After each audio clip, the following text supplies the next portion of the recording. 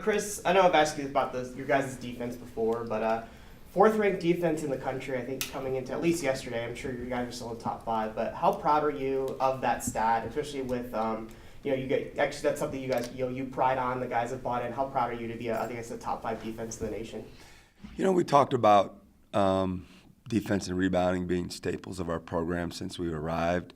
I've been in different programs and saw how important that is to winning. And, it's a tried and true statement that defense travels. And, sometimes when you go on the road, the offense doesn't travel as well. And even at home, you have those nights where the ball just doesn't go in the net and becomes contagious. And to be able to rely on defense and rebounding and have that in your back pocket, if you will, at most of the time is a luxury to have. I mean, you can handle those spurts of bad offense and missed shots and missed free throws and still be in position to win games. And, it's happened to us throughout our season where we won some games where our shooting percentages were below average and we've still come out on top. So, we're in good position right now. We're in the dog days of February, and obviously our target's gotten bigger and bigger with each win. And, we've got to keep our edge defensively. We certainly are trying to improve at all times and use every practice opportunity to get better. But the last week, I didn't think we played as well defensively, especially in the first portions of each game. And it's something we're going to address going into this weekend's games. I know you said you guys are giving up too many offensive rebounds. You guys are still a very good very good at rebounding team. I guess what do you kind of try and clean up under there? Is just getting more guys involved, or just box out techniques, or what do you guys just feel like? Where do you feel like you need to do better on defensive rebounding? Yeah, we were disappointed in the number of offensive rebounds we gave up last week. 33 in 2 games is not the formula that we're looking for. And after watching the video, we just had some mental breakdowns. We just didn't have all 5 guys being responsible and doing their job in terms of if it's either checking out or rebounding down from a guard position where you're defending someone that's not crashing, so you've got to scrape someone else or just get down in the paint area and then clean up, the rebounds that the bigs can't get. So we definitely had some breakdowns, and we'll certainly show them that today, and we'll be concentrating on that in the next few days to try to tighten that back up. The crowd has been very, very good here this year, but obviously Saturday being packed the Pan Am, big game against Grand Canyon. Just kind of curious on your opinion of that promotion since the first time you've been through it. It's been successful here in the past, so just kind of curious of how excited you'll be to see this place probably full, or at least near full on Saturday night. Yeah, we'll be looking forward to that. Mario and his staff have certainly done a good job of promoting that game and working their relationships to try to get people to help us with playing in front of a full house against obviously a great opponent. And then Thursday, it's a home game. It's a 7 o'clock game. It's against a recognizable name, a brand of basketball that people in the WAC respect. And we're hoping to get a good crowd there, too. I've talked to the marketing folks already this morning, and we're trying to do some things to try to get a great student turnout for that game. I know we'll have a great crowd on Saturday, but we'd also like to get another good one Thursday. I mean, the home games are winding down, and I think this team has earned the respect of this community and this fan base, and we're hopeful that they'll come out and support these young men because, again, I've said it before, but I think they play a style of basketball that resonates with this community, and they play awfully hard. And it doesn't mean we're going to win every game, but I think they're going to leave everything on the floor, and we're hopeful that we'll have 2 great crowds this week. I know I've asked about this before, Coach, about the national attention you guys are getting, especially after you guys beat Miami.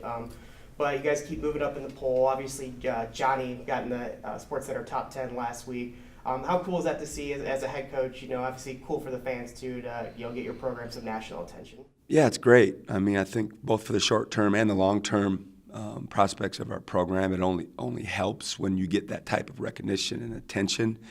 You mentioned Johnny being a top 10 SportsCenter highlight, deservingly so. I thought the pass by Jamario was equally well as the finish by Johnny. And then Zach, from Saturday night's performance, they had one of his moves on the top 10, and that only helps. It's people. That's what the average fan watches, and so for a fan that's not from this part of the country or even a casual basketball fan to catch us on SportsCenter is only going to help our awareness of what's going on down here, and certainly, being close to being ranked in the top 25 only helps.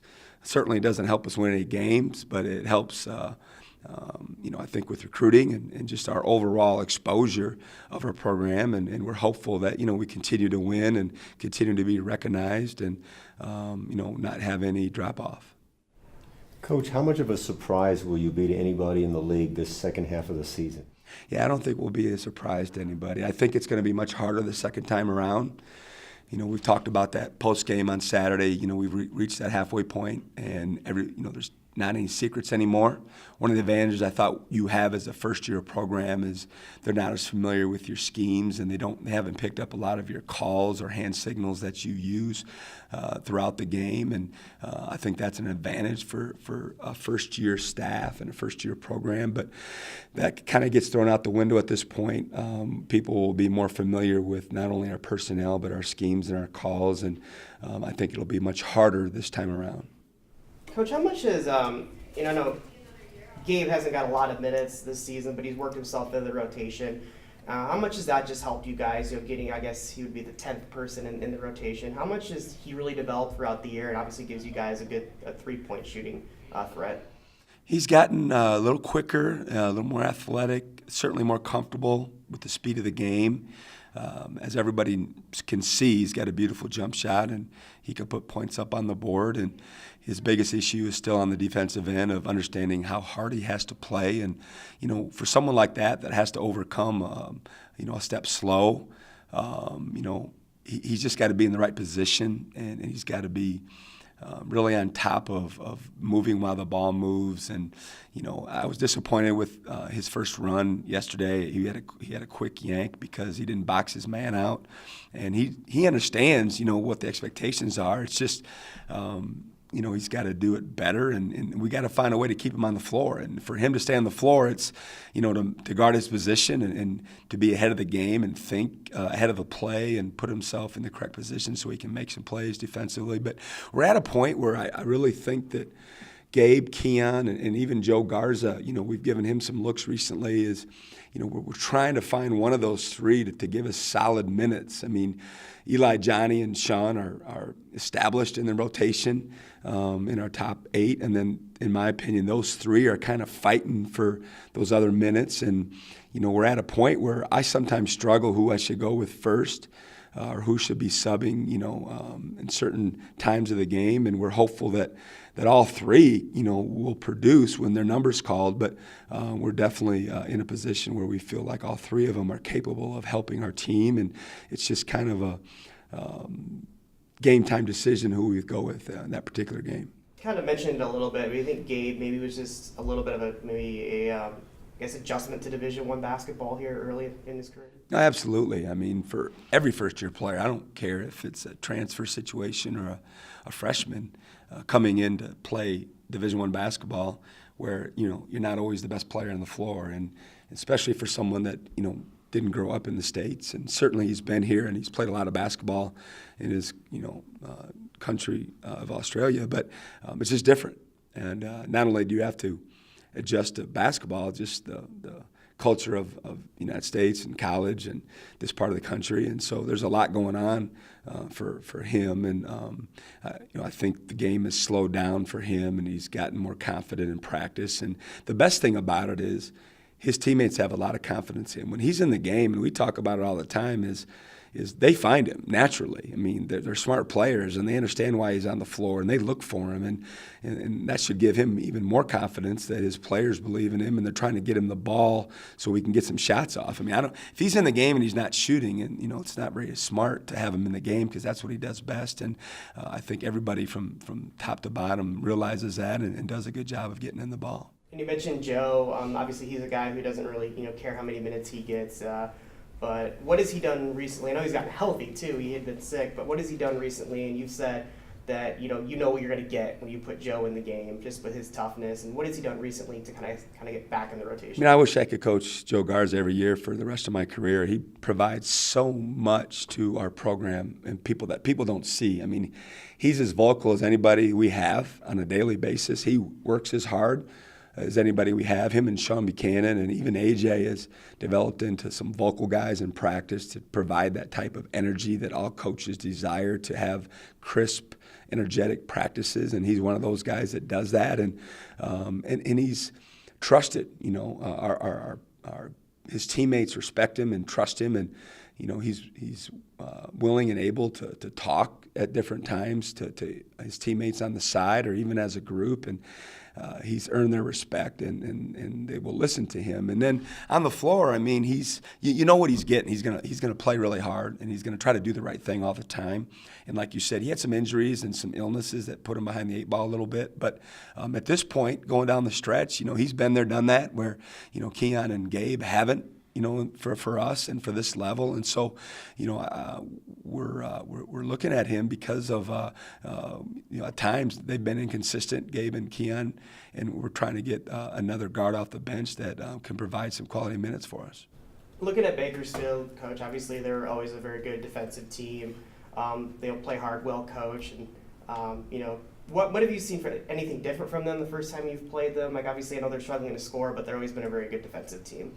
Yeah, I haven't gotten as deep as I will before practice today, and then certainly Tuesday, Wednesday. Our routine has more been, Monday's been about us and trying to have a tougher practice and try to tighten up things that we feel need to be worked at. So I'll get more into them as the day progresses. But from what I've seen, I mean, they are who they are. I mean, like you said, they're tough, hard-nosed. You know, defending and rebounding and toughness are their staples of their program. And, you know, they at times struggle to score on the other end of the floor. But, you know, we got a lot of respect for Coach Barnes' staff and their players. And we'll know we'll be in for a dogfight Thursday, that's for sure. Talk about Grand Canyon. That game between you and them is becoming more and more of a rivalry in the conference all the time. You know, they have a physical group of players, and they have talented athletes, and they match up with us physically. Like when we're on the floor with them, you know, that's one advantage we usually have in most nights in the WAC, is I feel like we're pretty physical and pretty athletic. We're not the tallest bunch of guys, but they're pretty physical and pretty athletic, and they can match us in those areas. So, you know, that's a concern for us. And certainly I'm learning more and more about the history of this program and rivalries, and with us being fairly close to them, and them having the fan base that they have and the home court advantage that they have. And certainly, you know, Coach Marley as their head coach brings some extra pizzazz, if you will, to their program. And so, you know, they were picked to win the league, and they're an awfully good basketball team.